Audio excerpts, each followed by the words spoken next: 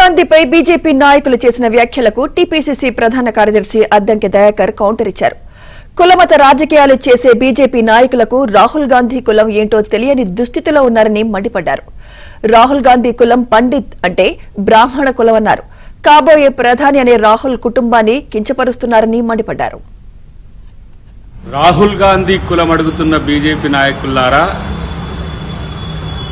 కుల మత రాజకీయాలు చేసే మీకు రాహుల్ గాంధీ కులమేందో తెలియని దుస్థితిలో ఉన్నందుకు ఈరోజు సిగ్గుపడాల్సిన పరిస్థితి వచ్చింది. రాహుల్ గాంధీ కులం ఈరోజు పండిత్ అంటే తెలుసుకోండి, బ్రాహ్మణ కులం.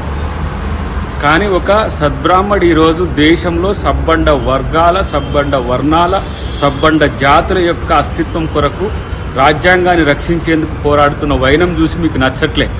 ఎందుకంటే మీరు మనువాదులు కాబట్టే ఇలా మీ వ్యంగ్యాలు, మీ యొక్క దుర్నీతి.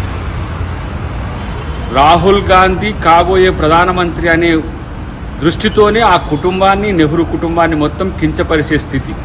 మీరు గాంధీనే ఇలా కించపరుస్తున్న నాయకులు. మీరు ఇంకా సంస్కృతి సంస్కారాలు మీకు ఉంటాయని మేము ఎట్లా అనుకోగలం? ఏమన్నాడు రేవంత్ రెడ్డి గారు? కన్వర్టెడ్ బీసీ, ఆయన ఒరిజినల్ బీసీ కాదు, ఆయన అధికారంలో ఉన్నప్పుడు బీసీగా మార్చుకుండు అని చెప్తే మీకు ఎక్కడనో తాకింది.